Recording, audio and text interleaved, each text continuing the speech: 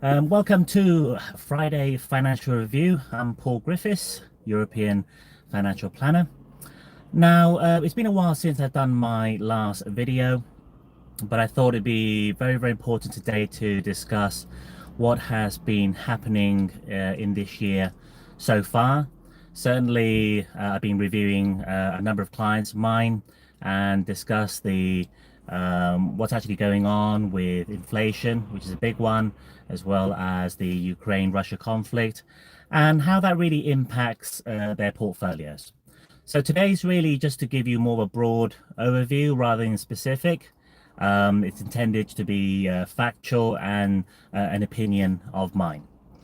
Now, very recently this week, we've seen two rate increases, one from the US Federal Reserve and just yesterday from the Bank of England.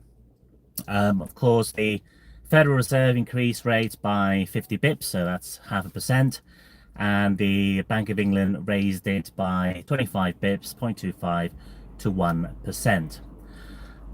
Why are they doing this? Well, of course, I think the theme, and everyone can see it, is inflation. Rising cost of living.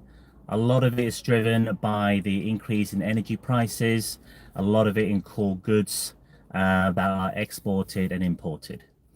Certainly the Ukraine-Russia conflict did not aid in that at all. Did not help to reduce the price. It only aided in increasing it. Of course, since peace talks, the war has somewhat died down a little bit. It's still going on, of course, as we know.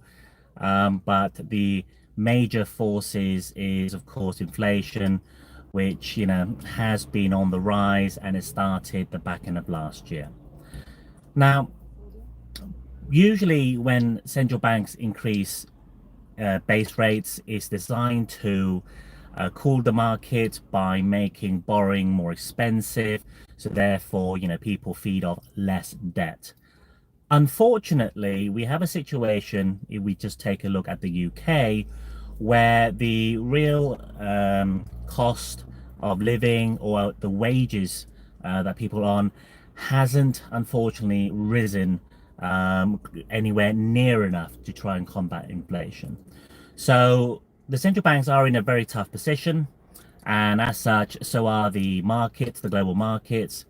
Certainly, we've seen large sell-offs in the tech sector, or what we would call growth sectors.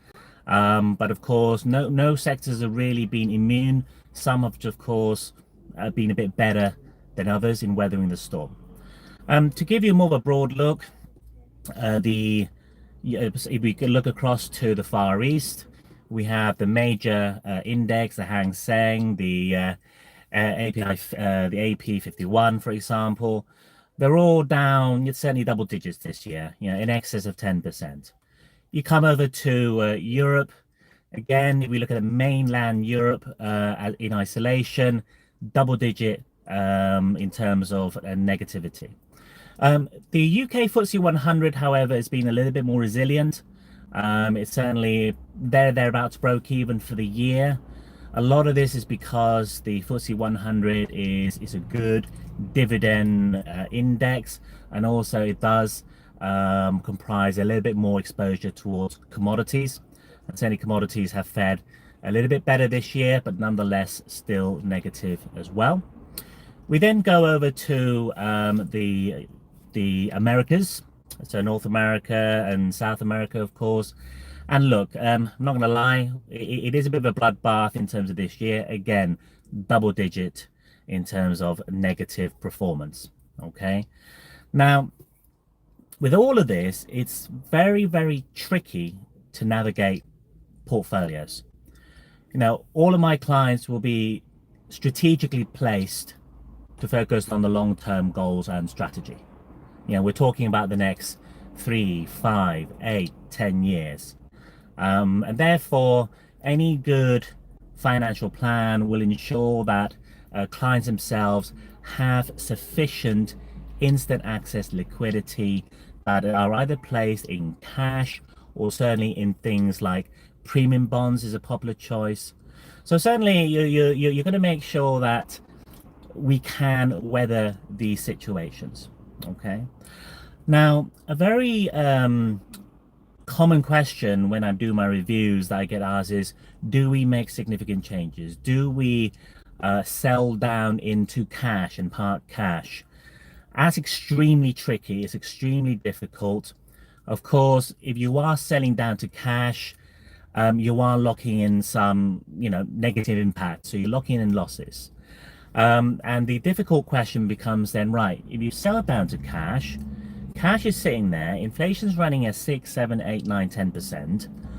But more importantly, when do you go back into the market?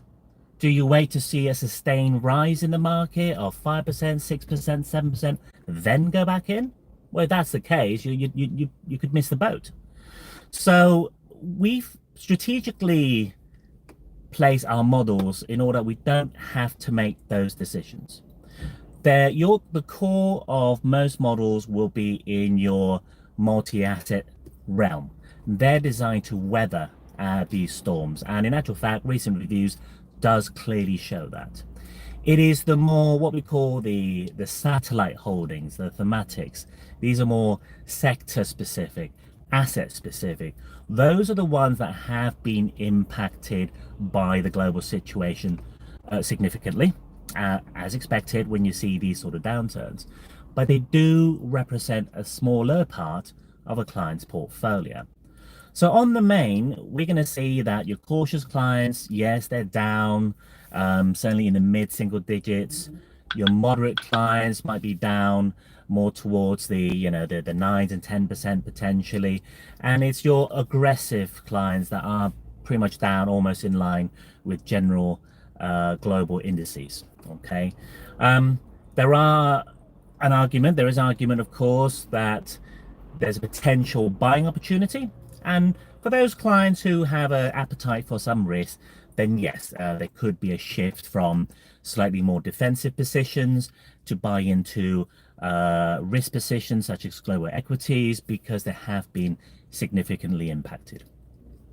Now, I'm going to be sending these videos to all of my clients, of course. For those who subscribe, watch it. For those who haven't subscribed, do subscribe to, watch upcoming videos. I want to thank you for obviously your continued support in what we do. And of course, look, we will weather this storm together. Market cycles over the last 10 years, we've seen lots of yo-yoing going on.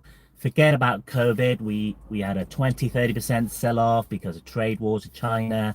We had a 20% sell-off because of the Fed raising interest rates aggressively a few years ago. We had Brexit to weather the storm. So there's always storms coming down, okay? This year's a tough one. I like to think we might get back to where we started at the beginning of the year. But, we've got another 7 months, 8 months to go. So we'll see. And look, guys, I'm always here.